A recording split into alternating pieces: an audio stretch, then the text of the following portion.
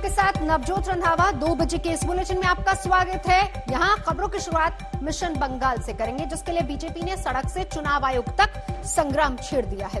आज बंगाल बीजेपी के नेताओं ने चुनाव आयोग जाकर बंगाल में निष्पक्ष चुनाव किए जाने की मांग की है। तो कल से बंगाल की सड़कों पर परिवर्तन यात्रा की तैयारी शुरू कर दी गई है। बीजेपी को इस रथ यात्रा के लिए अब तक मंजूरी नहीं मिली है। पेच अभी बहुत है। उम्मीद यह है कि पुलिस से हरी झंडी मिलते ही बीजेपी अध्यक्ष जेपी नड्डा परिवर्तन यात्रा को हरी झंडी दिखाएंगे।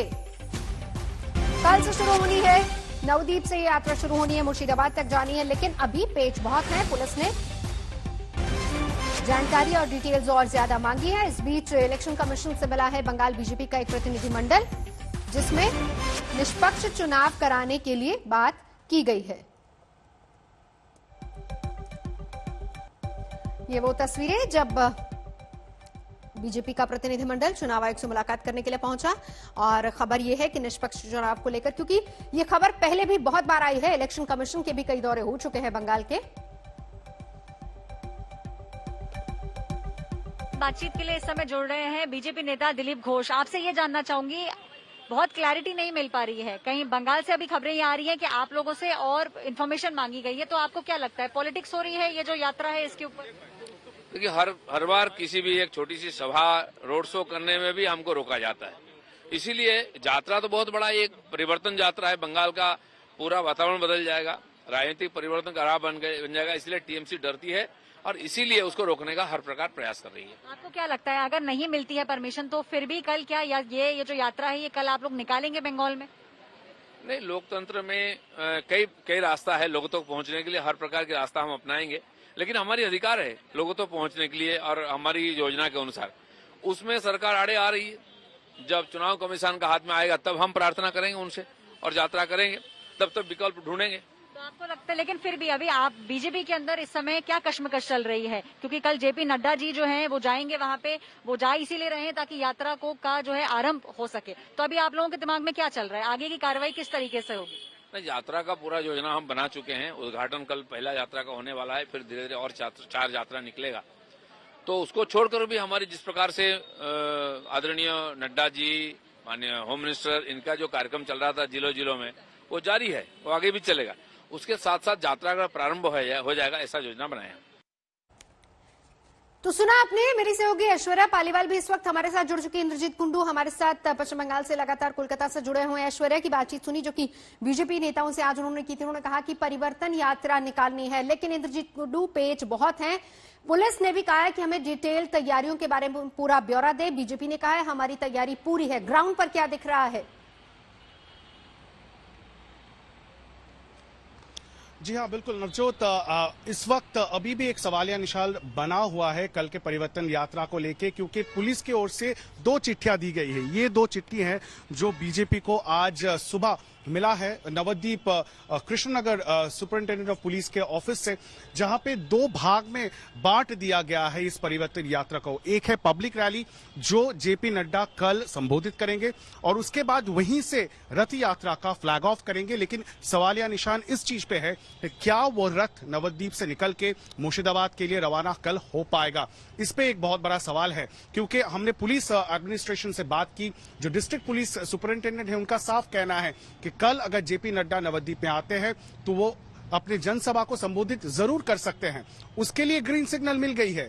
लेकिन जब जेपी नड्डा हरी झंडी रथ को दिखाएंगे, क्या वो रथ वहां से रथ का चक्का चलेगा, क्या वो रथ मुर्शिदाबाद तक जा पाएगा, इसको लेके अभी भी एक सवाल है और जिसका डिस्कशन इस वक्त चल रहा है। जी, यानी एक चीज क्लियर है, क्योंकि पुलिस प्रशासन लगातार ये कह रहा है कि हम रूट प्लान को लेकर उनसे बातचीत कर रहे हैं। बीजेपी की तरफ से ये बात क्लियर है कि हमारी तैयारी पूरी है। मैं लौटूंगी इंद्रजीत, लेकिन इस बीच ऐश्वर्या, तैयारी पूरी है। आपने भी तमाम लीडर से बात की जो आज मुलाकात करने के लिए पहुंचे थे, क्या कुछ समझ में आ रहा है?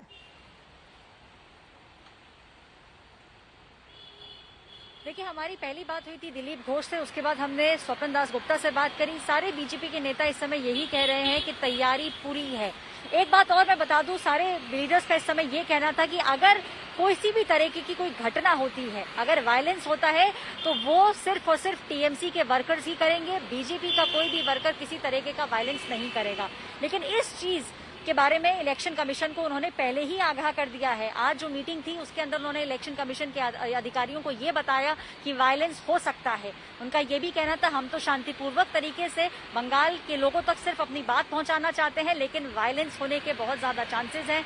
सारी डिटेल चुनाव आयोग को दे दी गई है। उन्होंने ये भी कहा है कि बार बार ममता बनर्जी कोशिश कर रही हैं कि ये जो यात्रा है ये ना निकल पाए, लेकिन ये डेमोक्रेसी के अंदर तानाशाही है। बीजेपी लीडर्स का यही कहना था। तैयारी लेकिन उनकी तरफ से पूरी है, इंतजार हो रहा है तो सिर्फ और सिर्फ बंगाल की अथॉरिटीज का एक फाइनल ग्रीन सिग्नल देने का। बिल्कुल नजर बनाए रखिए। ऐश्वर्या पालीवाल, इंद्रजीत कुंडू दोनों हमारे सहयोगी हमारे साथ जुड़े हुए थे। आगे बढ़ते हैं, बात करेंगे कृषि मंत्री नरेंद्र तोमर की हुंकार की, क्योंकि राज्यसभा में आज राष्ट्रपति के अभिभाषण पर चर्चा का हिस्सा बनते हुए कृषि मंत्री नरेंद्र तोमर ने विपक्ष पर ही हल्ला बोल दिया। उन्होंने सीधे तौर पर कहा कि पानी से खेती होती है लेकिन कांग्रेस खून से खेती कर सकती है। कृषि मंत्री ने यही नहीं रुके, उन्होंने आगे विपक्ष पर किसानों को गुमराह करने का आरोप भी लगाया। सवाल भी पूछा कि आखिर कृषि कानून में काला क्या है। किसानों को इस बात के लिए बरगलाया गया है कि ये कानून आपकी जमीन को ले जाएंगे। खड़गे जी दुनिया जानती है, खड़गे जी दुनिया जानती है, पानी से खेती होती है, खून से खेती सिर्फ कांग्रेस ही कर सकती है। भारतीय जनता पार्टी खून से खेती नहीं कर सकती। किसानों को इस बात के लिए बरगलाया गया है कि ये कानून आपकी जमीन को ले जाएंगे। मैं कहता हूं कॉन्ट्रैक्ट फार्मिंग के एक्ट में कोई एक प्रावधान बताए, कोई एक प्रावधान बताए। खड़गे जी दुनिया जानती है, खड़गे जी दुनिया जानती है, पानी से खेती होती है, खून से खेती सिर्फ कांग्रेस ही कर सकती है।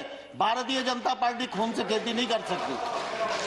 मैं देना चाहूंगा प्रतिपक्ष के सभी मेंबर्स को भी, उन सब ने किसान आंदोलन पर भी चिंता की।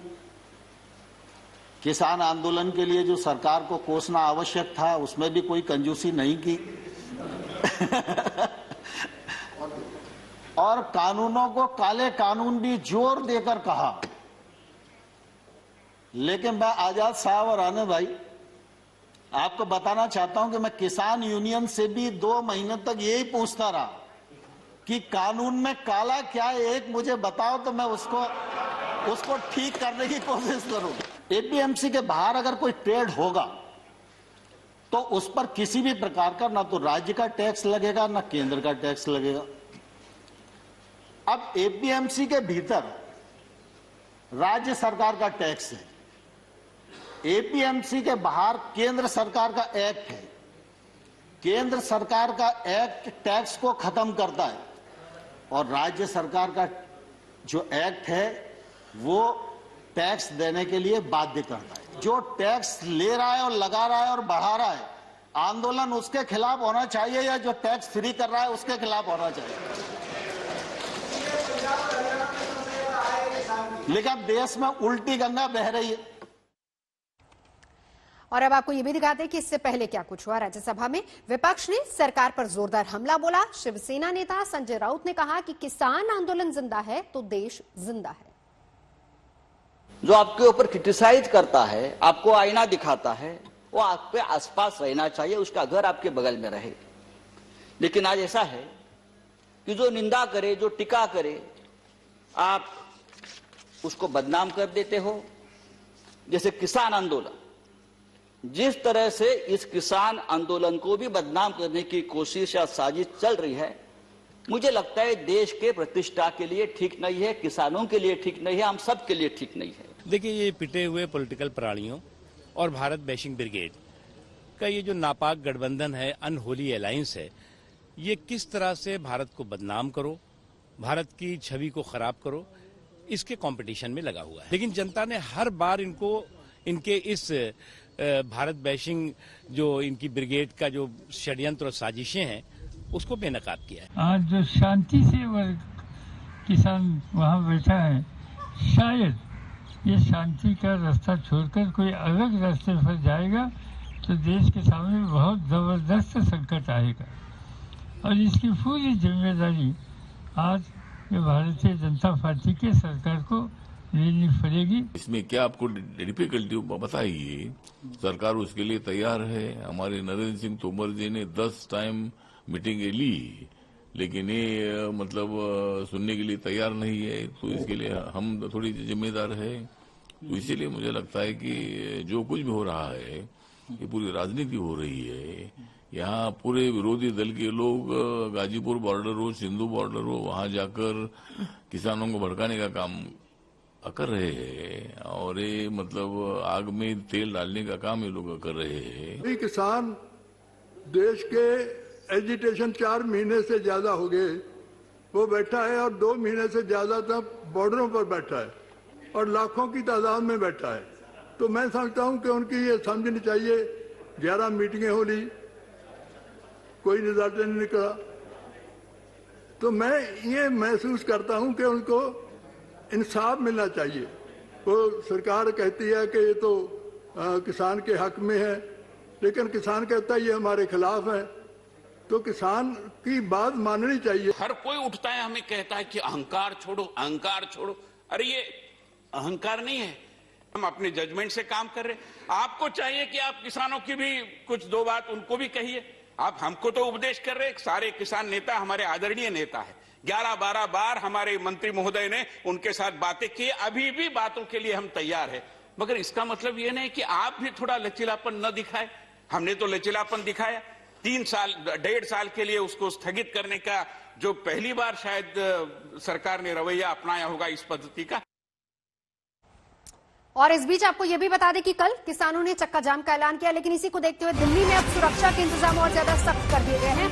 दिल्ली पुलिस अलर्ट पर है, सुरक्षा इंतजाम सख्त किए गए हैं। कल किसानों ने कहा है कि चक्का जाम होगा, इसी को देखते हुए दिल्ली पुलिस ने अपनी तरफ से तैयारी पूरी कर ली है, क्योंकि 26 जनवरी को जो कुछ भी हुआ नहीं, पुलिस चाहती कि उसी को दोबारा से दोहराया जाए। हालांकि किसान नेता बार बार ये बात भी कह रहे हैं कि दिल्ली की सरहदों के अंदर एंटर नहीं होगा, यानी कि कोई भी नेता दिल्ली की सरहदों के अंदर नहीं जाएगा। ये चक्का जाम बाहर होगा, आउटर एरिया में होगा। लेकिन फिर भी पुलिस ने अपनी तरफ से इंतजाम पूरे कर लिए हैं। दोपहर 12 से 3 बजे तक दिल्ली पुलिस पूरी तरह से मुस्तैद है। चप्पे चप्पे पर सुरक्षा बलों की तैनाती कर दी गई है।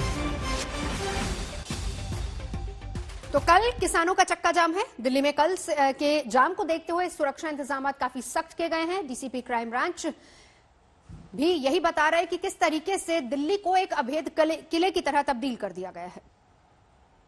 हमारे साथ बात करने के लिए डीसीपी क्राइम चिन्मय विश्वाल जी मौजूद हैं। किस तरीके की तैयारियां हैं सर सुरक्षा की? कल जो चक्का जाम का आह्वान किया गया है किसानों द्वारा, जो कल का जो चक्का जाम पूरे देश भर में आह्वान किया गया है, हालांकि सूचना हमें यह मिली है कि दिल्ली के अंदर इन्होंने कहा कि इनका कोई कार्यक्रम नहीं है, लेकिन 26 तारीख को जिस तरह से पुलिस के साथ एक जो समझौता हुआ था, जो बातचीत हुई थी, उसको वायोलेट करके, उल्लंघन करके जिस तरह का हिंसा और उपद्रव दिल्ली के अंदर देखने को मिला, तो उसके मद्देनजर दिल्ली पुलिस इस बार कोई चांस नहीं ले रही है और हम बॉर्डर के ऊपर हमारी फोर्स तैनात हैं और हमने वहां पे सुरक्षा का कड़े इंतजाम किए हैं कि कोई भी उपद्रवी दिल्ली के अंदर आकर के उपद्रव नहीं फैला सकता।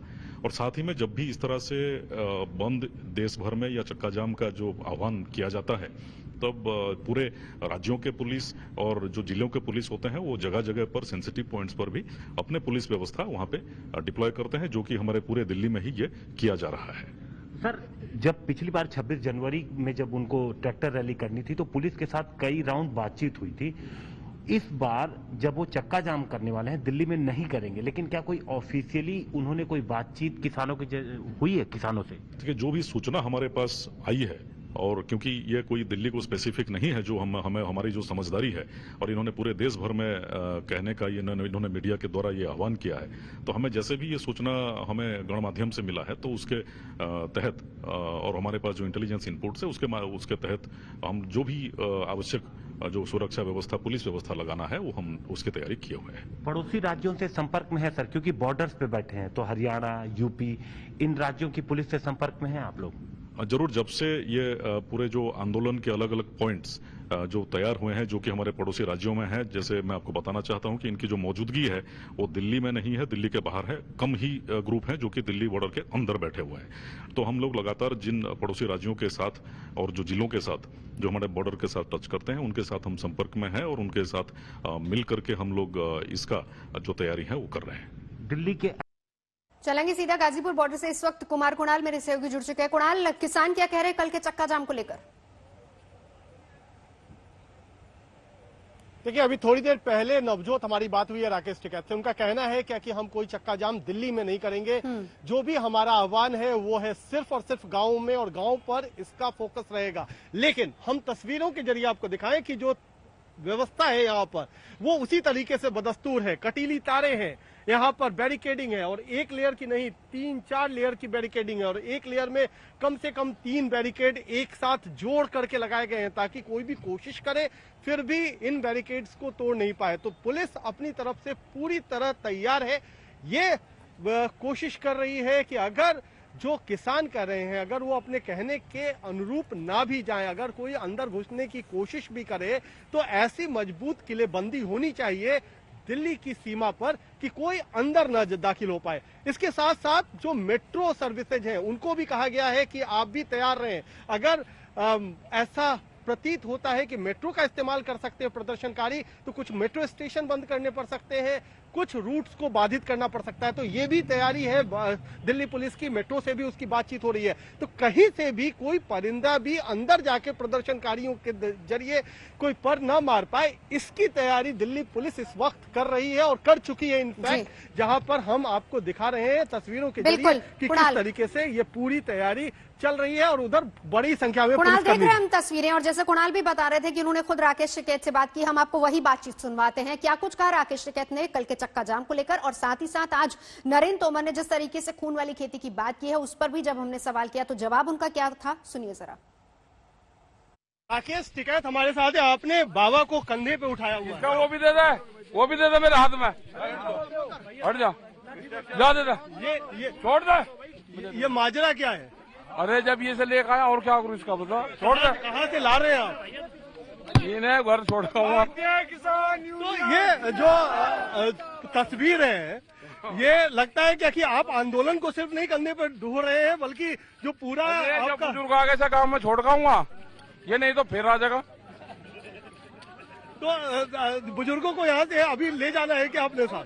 ये काम में था क्या, छोड़ गया था काम में, फिर आ गए। अच्छा, तो बुजुर्गों को आप क्या कर रहे हैं, नसीहत दे रहे हैं कि यहाँ से जाएं? नहीं नहीं, नसीहत नहीं दे रहा जी।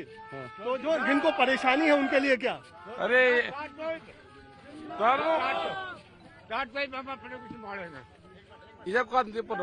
ले लो, ले लो।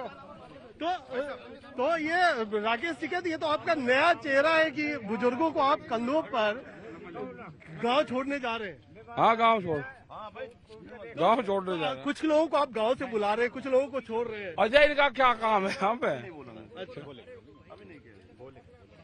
तो बात ये है टिकैत साहब, दूसरी बात ये है क्या कि अब कल तो आपने एक तो इनको गांव छोड़ने जा रहे हैं, दूसरी तरफ कल चक्का जाम भी होगा, उसको लेकर के क्या है? वो तो नॉर्मल रूटीन का उसका काम है। अभी करेंगे, एक बढ़िया काम करेंगे, अभी चल रहे हैं। तो क्या है चक्का जाम की क्या तैयारी है? वो तो गांव के लोग कर रहे होंगे, हम तो सब यही है। दिल्ली में असर नहीं? नहीं, कोई नहीं। क्यों दिल्ली को लेकर के क्या योजना क्या? क्योंकि यहाँ पर जो बहुत सारे नहीं, कुछ नहीं। यहाँ पे जो लोग हैं वे यहीं रहेंगे। 72 दिन से चल रहे किसान आंदोलन का एक बड़ा मुद्दा एमएसपी का भी है। पहली बार बीकेयू नेता राकेश टिकैत ने एमएसपी को लेकर एक फॉर्मूला पेश किया है। राकेश टिकैत ने यह फॉर्मूला आज तक के कार्यक्रम सीधी बात में दिया है। सीधी बात आप कल रात 8 बजे देख सकते हैं। लेकिन क्या ये है फॉर्मूला, किस तरह का ये पूरा फॉर्मूला है, ये हम आपको दिखाते हैं।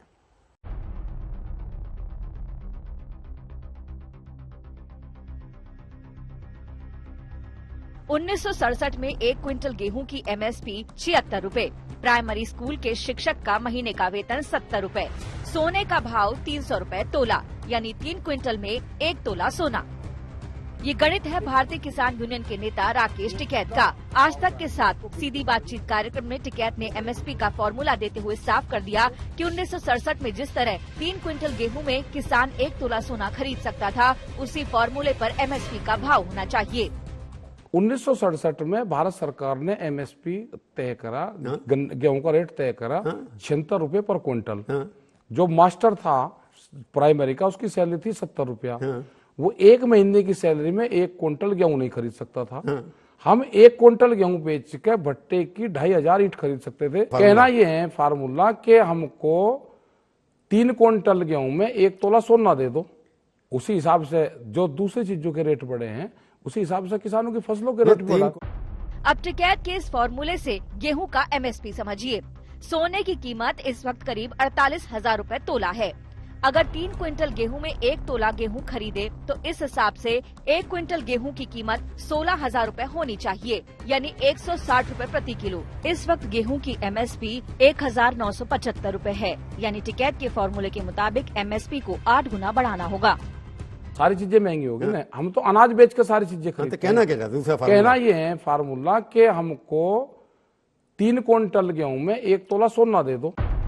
टिकैत का फॉर्मूला सुनने में आसान और आकर्षक है, लेकिन इसे लागू करना यकीनन मुश्किल है। शायद यही वजह है कि आंदोलन खत्म होने का कोई रास्ता नहीं निकल रहा और अक्टूबर तक आंदोलन खींचने का फॉर्मूला तय होने लगा था। एक गांव 15 आदमी और 10 दिन, 1 ट्रैक्टर। एक गांव से 1 ट्रैक्टर, 15 आदमी और 10 दिन। सुना आपने टिकैत का सीधा और आसान फॉर्मूला।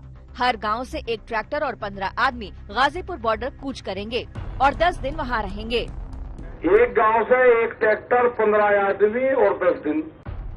26 जनवरी के उपद्रव के बाद से गाजीपुर के आंदोलन में राजनीतिक नेताओं की आवाजाही बढ़ चुकी है।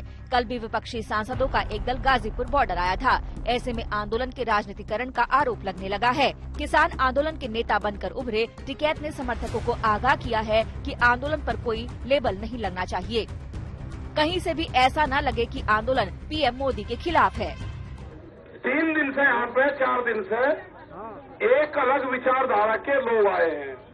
अब मैं उनसे भी आगाह कर देना चाहता हूँ, जो गलत विचारधारा का लोग यहाँ पे होंगे वो यहाँ से स्थान छोड़कर चले जाना। यहाँ पे बहुत हुआ, 4 दिन बाद 4 दिन से शुरू हुआ एक मामला। यहाँ पे पूर्ण रूप से बयान है कि कोई मोदी के खिलाफ नहीं बोल देगा, कोई उनको गाली नहीं देगा। हम अपने मंच का इस्तेमाल इस तरह के लोगों को नहीं करने देंगे। किसान आंदोलन पर राजनीतिकरण के अलावा सिर्फ हरियाणा, पंजाब और पश्चिमी यूपी के आंदोलन का ठप्पा भी लग रहा है। इस ठप्पे से बचने के लिए कवायद शुरू कर दी गई है। इसे लेकर आज टिकैत राजस्थान के करौली और दौसा में किसानों की सभा करने वाले हैं। हमारा कल करौली में और दौसा में 2 राजस्थान प्रोग्राम है। 7 तारीख में राकेश जी जा रहे हैं हरियाणा के दादरी जिले में, दादरी शहर में प्रोग्राम है। दूसरा पुराना जो हरियाणा में मेवात में है, वहाँ पे बहुत बड़ी जनसभा होने जा रही है। इस बीच कल किसानों का 3 घंटे का चक्का जाम है। 26 जनवरी की ट्रैक्टर परेड के बाद आंदोलन की एक और बड़े दिन की तैयारी तेज है। गाजीपुर बॉर्डर से रामकिंकर सिंह के साथ आज तक ब्यूरो।